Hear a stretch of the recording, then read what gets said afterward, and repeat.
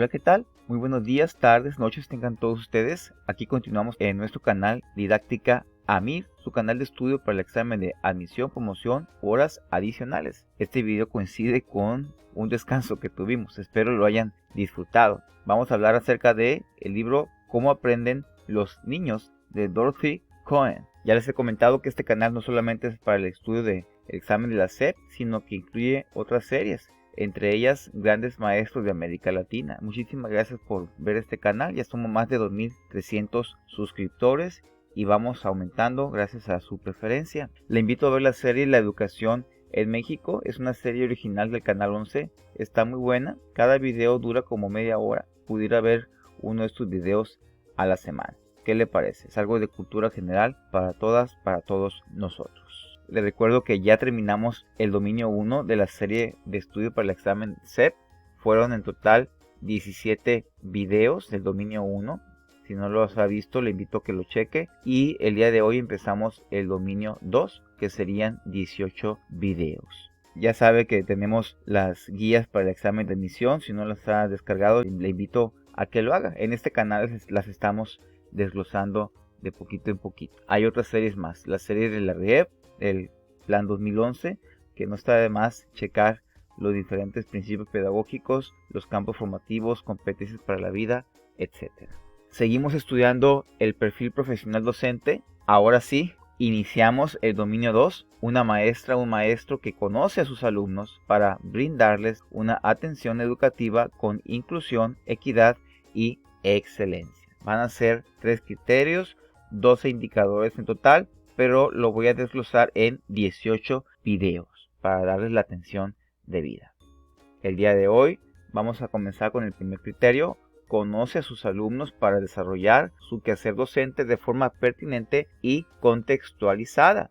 El primer criterio que vamos a ver es reconoce los principales procesos del desarrollo y del aprendizaje infantil y adolescente en lo físico, cognitivo, social y afectivo, como base de una intervención docente centrada en las posibilidades de aprendizaje de sus alumnos. Entonces ese indicador tiene que ver con los procesos de desarrollo y aprendizaje de los estudiantes, algo bastante amplio porque estamos hablando pues de niveles diferentes, inicial, preescolar, primaria y secundaria, ¿sí? Pero podemos dar una introducción. ¿Qué podemos encontrar en este video? Un panorama del libro que con mucho gusto les voy a dar, un resumen de algunos capítulos principales, el 1 y el 2, un comentario personal sobre lo aprendido, una invitación, por favor, a dejar sus comentarios abajo de cada video. Le invito a que no solamente vea el video y descargue el PDF, sino que también me deje su amable comentario, aunque no se van a explicar, pero sí voy a dejar sugerencias bibliográficas y sugerencias videográficas para que usted pueda complementar su estudio. El día de hoy me toca saludar a la maestra Brenda Marlene Méndez Vadillo. Ella es evaluadora del 2014. Ella trabaja en primaria en Tamaulipas y su experiencia pues es como docente en primaria y universidad. Su frase es que le gusta aprender, escribir, leer, generar estrategias y compartir experiencias educativas. Un saludote pues a la maestra Brenda Marlene del grupo Evaluadores Matemática EWASA. Que esté muy bien, maestra. Vamos comenzando con un panorama del libro. No será posible verlo todo, pero sí vamos checando lo que viene siendo la introducción, el prefacio y algunos capítulos. En la introducción a la edición de la SEP, ya hace casi 25 años que se publicó en español, que este libro quiere poner al alcance de padres de familia y maestros una visión integradora del aprendizaje y desarrollo infantil entre los 5 y los 11 años. Y así es, capítulo tras capítulo, la autora va desglosando cuáles son los aspectos más importantes para el aprendizaje y el desarrollo de los niños de edades de 5 a 11 años, es decir, desde preescolar hasta terminar la primaria. Y se analizan las posibilidades y requerimientos emocionales, intelectuales y sociales. Se describen las particulares percepciones y formas con las que el niño interpreta el mundo. No las maneras en que el adulto interpreta el mundo, sino más bien la manera desde el punto de vista del niño. Cómo el niño interpreta el mundo. También se tratan de diferentes temas escolares y sociales, considerando los intereses y necesidades infantiles y las preocupaciones, ansiedades, temores, expectativas y exigencias de los padres y maestros. La verdad que está muy bueno el libro. Yo no me esperaba, la verdad, un panorama tan amplio.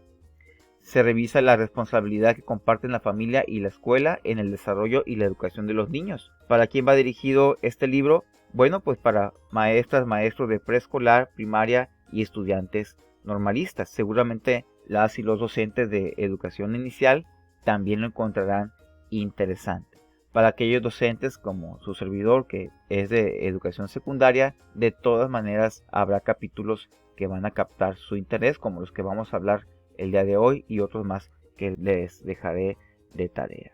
La autora está convencida que el gran problema de la sociedad es la adquisición de valores. Imagínense, este libro se escribió hace aproximadamente 40, 50 años. Es una realidad, la cuestión de los valores. Y por cierto, también un eslogan desde hace aproximadamente 25 años. Entonces sí, efectivamente, se trata de que el niño logre progresivamente mayor responsabilidad para consigo mismo y aprenda a vivir de manera feliz. Se trata de que el sujeto adquiera mayor responsabilidad con las demás personas y aprenda a compartir, y que adquiera mayor responsabilidad con el entorno para mejorar el mundo. La educación, por tanto, debe colaborar para que el niño desarrolle sus capacidades para vivir, compartir y mejorar el mundo. Cierto que la obra se desarrolla en un contexto de clase media urbana de la sociedad estadounidense de hace 25 años. Sin embargo, pues podemos retomar varias cuestiones que la verdad son muy parecidas. Déjenle digo que muchas cosas en cierta medida pasan primero en Estados Unidos y luego pasan aquí en México. Un aspecto interesante es que la autora propone la salud mental como un objetivo en la educación. Vaya que sí, aquí tenemos algunas cuestiones que pueden ayudar a la salud mental. Eso me dejó pensando, me llamó la atención. Descansar placenteramente de 6 a 8 horas diarias, comer frutas y verduras, platicar con alguien cuando te sientes mal, tus pensamientos, tus sentimientos, limitar el uso de la tecnología, en lugar de ello pues leer más libros, mejorar la espiritualidad, hacer servicio comunitario. Entonces, este tipo de cuestiones son poco habladas en las escuelas. La mera verdad es que no es un concepto, un tema que salga a relucir en las juntas. Yo recuerdo que cuando estaba en la preparatoria sí llegué a ir al psicólogo, por ejemplo, precisamente para platicar, ¿no? Como hijo menor, y pues no tenía esa confianza, ¿no? Para hablar con mi hermano, por ejemplo, ¿no? Entonces es importante, ¿sí? La salud mental no se refiere a que uno esté loco ni nada, sino es ese aspecto que involucra todo lo que está aquí en pantalla. Así que esta es una propuesta que hace la autora para infundir en el niño el respeto y la aceptación de sí mismo, la autonomía y la satisfacción por sus logros. Las etapas en las que se divide este libro serían 3: a los niños de 5 años, es decir, kindergarten, preescolar, de 6 y 7, que sería la escuela británica infantil, y de 8 a 11, que sería ya, por así decir, la primaria alta, ¿no? Tercero, cuarto, quinto y sexto. La introducción abre un panorama muy grande.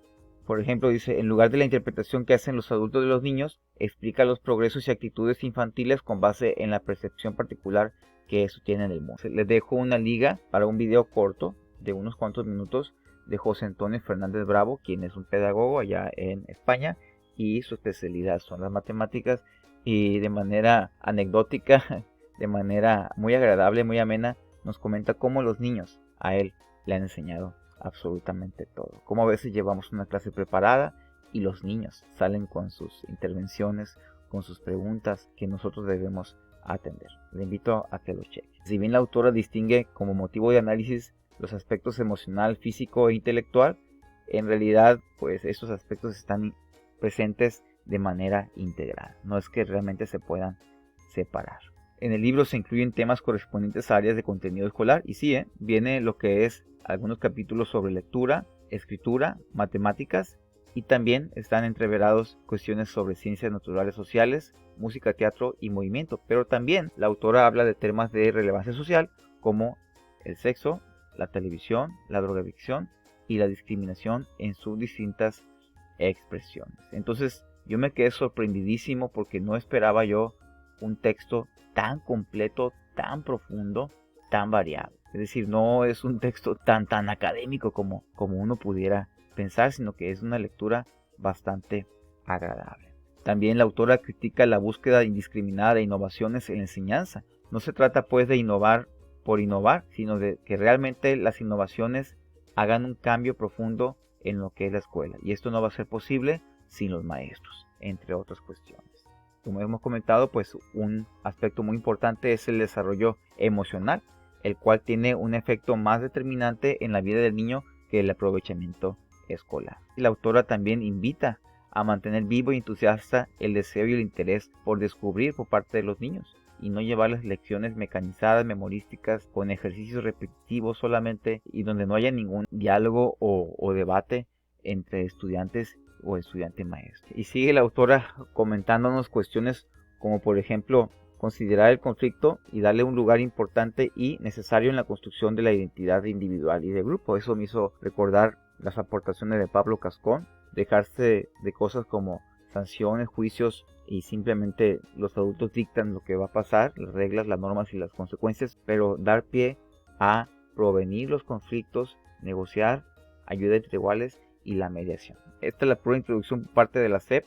También hay un prefacio por alguien que ha sido colaboradora de Dorothy Cohen. Básicamente se busca en muchos casos acelerar el proceso del aprendizaje en el mundo actual, ¿sí? No es que sea lo ideal. Se busca meterles más conocimientos, más idiomas, más tecnología, más deportes, saturarlos de muchas cosas, del libro, de cuadernillo de ejercicios, de la guía de estudio, la guía escolar y muchas cosas para que aprendan más, para que estén mejor preparados para la preparatoria, para la universidad. Y es un estrés, es una esperanza, deseo, de temor, ansiedad, es un estrés por parte de algunos padres de familia que quieren que sus hijos la puedan armar, con el perdón de la expresión, la puedan hacer en este mundo tan competitivo. Ahora no se trata tampoco, dice el otro extremo, de que la escuela sea una burbuja que no le permita ver a los niños acerca de esta realidad, pero tampoco se trata de irse al otro extremo estresante. Sí, darle a las niñas y niños y adolescentes las oportunidades para enfrentarse con la ayuda de los maestros poco a poco a los retos que se le vayan a venir, pero sin ese afán, sin esa ansiedad, sin esa premura de ver todo el programa, de abarcar tantas cosas. A grandes rasgos, el comentario que hace esa directora y que fue discípulo, por así decirlo, de Dorothy Cohen. Bien, en el índice podemos ver que el libro está dirigido para una amplia gama de docentes. Vamos a ver el capítulo 1 y el 2, pero si usted es de preescolar o de educación inicial, seguramente le gustará ver capítulos 3, 4 y 5. Si usted es de primaria baja, seguramente le interesará checar capítulos del 6 al 10. Si usted es de tercero, cuarto, quinto, sexto, le interesarán los capítulos del 11 al 14. Y a todos nosotros, ya que lleguemos al dominio 4, nos interesará leer qué nos dice la autora acerca de la relación entre la escuela y la comunidad. Y para los que somos de secundaria, ¿qué nos interesará? Bueno, yo que soy de matemáticas, quiero checar luego al capítulo 10, que habla acerca del significado de las habilidades, en especial de las matemáticas. Y también algo que siempre se repite es la lectura del capítulo 12, cuánto pueden aprender los niños, ¿sí? ¿Qué tanto, cuánto pueden aprender? Este libro es para todas, este libro es para todos. Chequemos pues un poquito el capítulo 1 y 2. No daré una lectura así textual, sino que haré comentarios. Bueno, el capítulo 1 habla de qué significa ser innovador. De veras que es una crítica muy profunda. Y habla de algunas corrientes que en aquel entonces, sí, los 70, los 80 existían allá en Estados Unidos. Se enfoca sobre todo a lo que es la escuela británica para infantes, que tiene fama de ser, si no la mejor, de las mejores escuelas para los niños que son de 5 a 7 años, que básicamente es kinder y primero de primaria, ¿sí?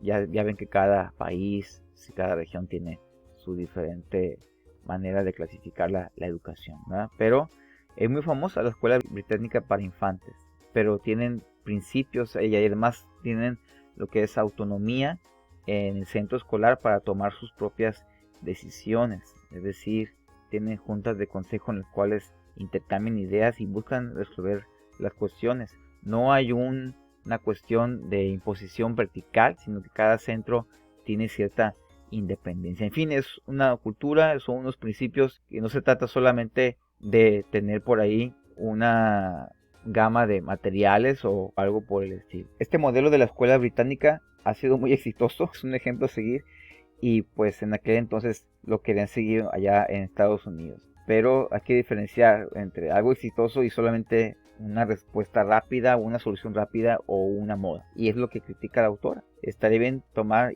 esas ideas, pero realmente implantarlas, pues realmente tomar en cuenta a los maestros que opinan, platicarles y no solamente darles una receta. Que fíjense, eso pasaba en Estados Unidos hace como 40, 50 años y pues lamentablemente en nuestro país sigue pasando. Que simplemente nos dan el plan y programa de estudio, nos pasan la receta para que los docentes lo apliquemos de manera, no sé, acrítica, de una manera mecánica, y por eso se da mucha resistencia. También hay otro enfoque que es la instrucción programada y materiales didácticos mecánicos. Son una serie de ejercicios al estilo, bueno, no voy a decir que programa, pero hay un programa japonés muy conocido de matemáticas que lleva los ejercicios de manera graduada. Debes sacar 10 para poder avanzar al siguiente nivel. Si son 10 ejercicios, debe resolver los 10 ejercicios de manera correcta antes de pasar al siguiente nivel. Es muy famoso este programa de matemáticas, y así se quiere hacer con otras asignaturas, y no importa cuál sea. De hecho, también pues se empezó a usar en lo que son las computadoras. Sentarse frente a una computadora con un examen de falso verdadero, opción múltiple, y la computadora me daba la retroalimentación de que si era correcto o incorrecto. En fin, pero eso es algo muy deshumanizado porque no se da ese diálogo, esa orientación que se puede dar por parte de un docente. Entonces, un simple cambio de disposición del aula, poner materiales aquí, poner libros por allá, no va a garantizar una buena reforma educativa, un mejor aprendizaje en los estudiantes. Ya hemos visto pues cómo ha habido la sala Coeva, programa Enciclomedia, las tabletas electrónicas para estudiantes, en fin, ha habido varias cosas, pero eso no es lo que garantiza. Algo muy bueno ha sido el Programa Nacional de Lectura, pero terminó en muchos casos yéndose los libros a la biblioteca escolar, por no darles un uso adecuado dentro del aula. En este apartado la autora nos habla acerca de la importancia de los valores en la sociedad, y aquí hay un detalle que me ha pasado a mí. Dice: cuando la eficiencia supuestamente enfocada a la alfabetización de masas significaba copiar métodos de manufactura, y los directores de las escuelas eran seleccionados por su capacidad administrativa y comercial más que por su visión educativa. A mí me ha pasado ese detalle, ¿no? Vendiendo un material para usarse con su plan y regletas, pero un director no decidió comprar ese material simplemente porque obtenía mejores ganancias con el material que ya tenía. Así que en lugar de irse a lo pedagógico y lo didáctico, algunos directores se van por la parte cuantitativa. ¿Cuánto vamos a ganar? Así las cosas. Aquí tenemos otro detalle.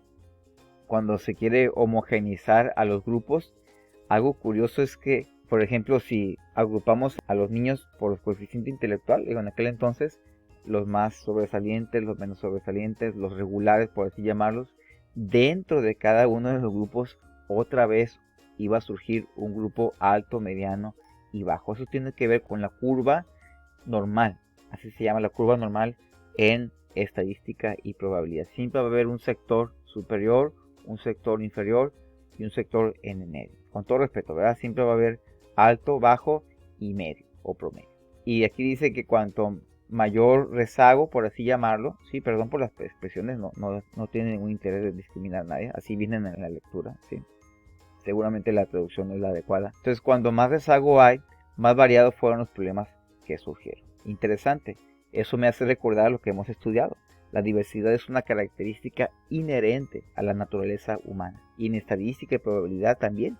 La variedad, la variación es algo inherente. No se puede decir que tiene que ser así de una manera, sino que va a haber variación. Ejemplo, al poner cierto contenido de cereal en una bolsa y él debe de ser 500 gramos, nunca va a ser 500 gramos. Siempre va a haber una variación, ¿sí? Hacia arriba, hacia abajo de miligramos, pero siempre. Y eso me va a dar una curva normal en estadística. Les comento porque estudié ingeniería industrial y me gustó mucho la estadística. Así que por más intenciones que tengamos de homogeneizar a nuestros estudiantes, eso no va a ser posible. Si los ponemos por edad, van a salir diversas maneras de ser, diversos intereses. Y si lo ponemos por intereses, pues va a haber diversidad del intelecto, va a haber diversidad también de edad, ¿sí?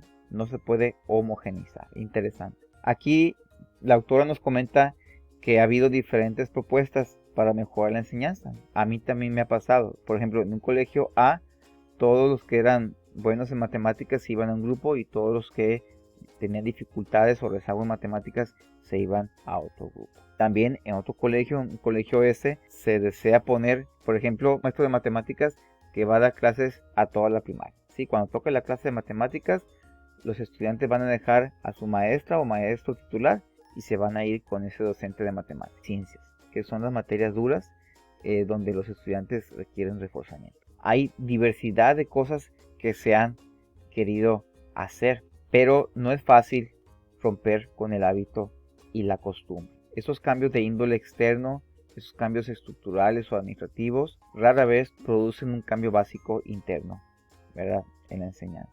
Aquí les dejo esa tablita, no la iba a hacer, pero sí es importante tenerla presente. El famoso K12, educación obligatoria allá en Estados Unidos. K es de preescolar, 4 o 5 años, por ejemplo. Y el grado 12 sería ya terminar el bachillerato. Aquí vemos algunas razones por las cuales los niños deben ir a la escuela. La primera razón era para leer y escribir y así poder leer la Biblia en Estados Unidos, ¿sí? Y salvar sus almas, así lo dice. También pues para poder comprender los deberes y problemas de la ciudadanía y fueran responsables de sus cuestiones, ¿no? Respetarse a sí mismo y respetar a los demás. Posteriormente, después de la Revolución Francesa, aparecieron temas como la aritmética, ortografía y geografía. Después se añadió la historia de la geografía y luego vino la parte estética con pintura, música, etc. Y fíjense qué interesante. A principios del siglo XX se dio la educación por área de conocimiento. Entre 1920 y 1930 en Estados Unidos. Aquí en México se dio entre 1973 y 1993.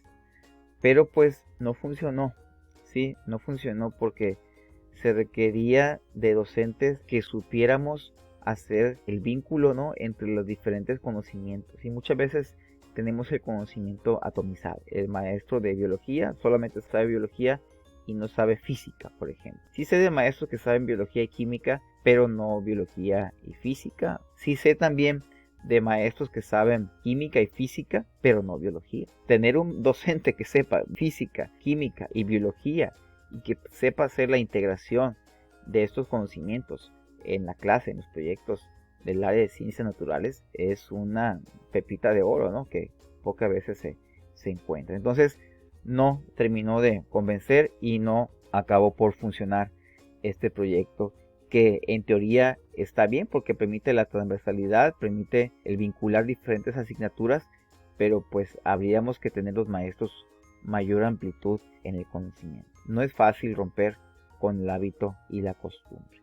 Pensaba hacer algo más breve en esta ocasión, sí, pero la autora hace una crítica muy profunda acerca del sistema educativo en Estados Unidos. En muchas cosas se parece aquí en México.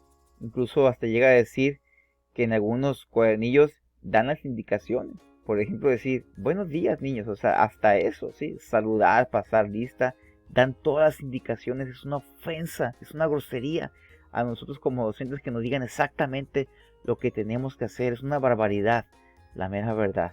¿Qué opina usted? Los maestros somos personas pensantes, somos personas muy preparadas y personas creativas. Tal vez necesitamos más espacios, como decíamos en el video anterior de reflexionar sobre la práctica, más espacios para compartir experiencias y animarnos unos entre otros. Pero no queremos que nos digan exactamente las editoriales qué tenemos que hacer. Por fortuna, muchos sabemos que eso de las editoriales es una propuesta solamente. Yo he usado diferentes editoriales y no estoy casado con ninguno. Reconozco que hay unas que son muy buenas y las he usado, una la usé un año, otra la usé otro año, otro año, hago propuesta, hago investigación, etc. Vamos a continuar entonces. ¿Para qué enviar a los niños a la escuela? Para mejorar su ingreso a la universidad, para mejorar su modo de vida, para sobrevivir en el mundo tecnológico, para aprender valores, para fortalecer la salud mental. Ya había hecho yo esta pregunta, me había hecho esta pregunta en un video anterior y aquí tengo algunas posibles respuestas. Sí, los valores sí entran en esa parte. También ganarse la vida entra allí. Y también está la parte de la educación socioemocional. ¿Sí? Sí, esa parte es muy importante. Ahora le llamamos así, ¿no? Educación socioemocional. Yo creo que la salud mental también está vinculada. Y esto pues no es nada nuevo. Se necesita que alguien le aconseje al niño, ¿verdad? Niña, adolescente, cuando algo le haga falta. También necesita alguien con quien hablar y que le pueda entender. ¿Quieren hablar con alguien? Aquí dice el niño, me sentí mucho mejor cuando pude hablar con alguien de lo que nos ocurrió a mi familia y a mí. Es la situación, la verdad que me dejó pensando que es un tema académico, sí, pero nos lleva a esto. Por eso que es importante el poder descansar lo suficiente, el alimentarse, el hacer ejercicio, ¿okay? El poder platicar, el poder hablar de los sentimientos, son cosas muy importantes. Ver menos las pantallas, y sobre todo aquí en la actualidad. Y finalmente el capítulo 2 habla de qué cambios necesitamos. La autora propone que las escuelas deben ser unidades sociales donde ellos adquieran el vínculo de pertenencia a una comunidad, ¿sí? Que se les llamen por sus nombres, que se les quiera y que se sepan que son importantes. Los niños necesitan comprender la realidad del esfuerzo social, dejar su lugar limpio, servir a los demás de alguna manera en la comunidad educativa. Ahí vienen varios ejemplos en esa lectura. Aprender sirviendo, lavar sus propios platos, por ejemplo, en alguna escuela, servir como correo dentro de la escuela, atender la tiendita escolar y muchas otras cosas más, servir a los demás. Las escuelas deben hacer que los niños participen plenamente como individuos, ¿ok? Servir a los demás, sí. También una parte es desarrollar esas habilidades que pueden ser más útiles, ¿verdad? Por placer personal, sí, por recreación, cómo no, y también de utilidad para otros, ¿de acuerdo? Aquí hay diferentes espacios como bibliotecas, auditorios, sala de arte, lugares para cocinar, cultivar plantas, mapas, impresiones y también, ¿por qué no?, espacios para la quietud, para la reflexión, para salir a caminar, para estar en grupos pequeños, espacios para movimiento y actividades físicas, para actividades que sean ruidosas también y desordenadas, ¿por qué no? Y para el estudio de animales y plantas, que cuente con esos espacios, con esas actividades. Las necesidades individuales y de grupo tienen igual importancia, el trabajo en equipo, ¿verdad? Sí, el saber ceder ante los objetivos que haya en común. El contenido también debe tener cierto significado, el aprendizaje significativo. No nomás seguir un programa, pero también fijarnos en cuáles son los intereses de nuestros estudiantes. Es necesario fijar límites a las elecciones, ayudarles, ¿sí? No se trata de la libertad por la libertad, pero ayudarles a ellos en la resolución de ciertos problemas, darles orientaciones de cómo hacer ciertas investigaciones, web quest, de cómo trabajar con proyectos. Es decir, los niños, niñas, adolescentes tienen libertad de escoger, pero nosotros debemos orientarlos. Es cierto, no irse a los extremos. Darles toda la libertad puede llevarlos a la frustración, porque nosotros sabemos en qué cosas se pueden equivocar. Tampoco se trata de darles el trabajo ya todo listo, sino debemos ver un margen intermedio para que ellos puedan desarrollar su carácter, ¿sí? Poco a poco, su iniciativa, su esfuerzo, su determinación. Interesante este punto, ¿eh? Muy interesante y muy profundo por parte del autor. Los maestros son esenciales. El último punto que debemos cambiar, debemos incluir es que los maestros somos importantes. ¿Qué puedo comentar? Las y los maestros somos insustituibles. Aquí están estos puntos que comparte la autora. Comentario personal, tanto la introducción, el prefacio como los primeros 2 capítulos de este libro me han dejado muy satisfecho. La mera verdad, me han gustado mucho porque la autora tiene un enfoque global, no nada más de la parte intelectual, sino también la parte emocional y la parte física. No se enfoca nada más a las materias académicas, sino también busca las materias que son de educación física, estéticas, artísticas. De la tecnología sí hace una crítica. La tecnología es buena su uso, pero solamente el necesario. Y de ninguna manera pensar que la tecnología por sí sola va a ser el cambio. Eso no ha sucedido en mi experiencia en las escuelas donde yo he estado, aquí en Mazatlán, en Guamúchil. La tecnología por sí sola no hace que la enseñanza sea mejor. Son más bien los procesos de enseñanza y aprendizaje los que debemos cambiar. El uso de materiales es importante. La mera verdad, extraño ya usar los materiales, ya llevo 1 año sin usarlos. Son buenos los materiales, pero igual que lleven al estudiante a comprender mejor los conceptos con la guía, orientación y supervisión del maestro. De hecho, la autora ha trabajado así de esa manera. Tiene muchos materiales didácticos en el aula y muchas veces se dedican a estar observando, ¿no?, al estudiante. Una vez asistía a una escuela Montessori y se me hizo muy raro, pues que en lugar de darles una clase, estaban los niños trabajando con materiales mientras que la docente estaba ahí observándolos. Se me hizo muy interesante la parte crítica, muy profunda, wow, muy tremenda, y la parte de la propuesta también. Así que me quedo con esa muy buena impresión y pues yo les invitaría a que checaran los capítulos correspondientes a su nivel o grado educativo. ¿Qué opina usted sobre el diagnóstico que comparte la maestra Dorothy Cohen? Le invito a que escriba sus comentarios. ¿Qué cambios cree usted que necesitamos, sí, para mejorar la educación en nuestro país? ¿Cómo aprenden sus niñas, niños y adolescentes? ¿Cómo aprenden sus hijas, hijos o nietos? Aquí le dejo una bibliografía adicional. ¿Cómo aprenden los niños? Sí, de la serie Prácticas Educativas, si quiere ampliar sobre el tema. También le dejo algunos videos adicionales para ampliar la información. Seguimos estudiando el dominio 2. Vamos avanzando. Y aquí les dejo cómo lo vamos a estudiar, ¿sí? Serían 18 videos y de verdad que los haré lo más concretos posible. En este caso es un deleite el haber estudiado este tema. La verdad que nunca lo había hecho y me ha servido bastante. Me ha hecho recalcar la importancia no solamente de la salud mental de los estudiantes, pero también, debo decirlo, también de los maestros. Sí, que estemos contentos, que estemos felices, que seamos plenos en lo que estamos haciendo. El próximo video vamos a hablar acerca del libro ¿Qué y cómo es necesario aprender?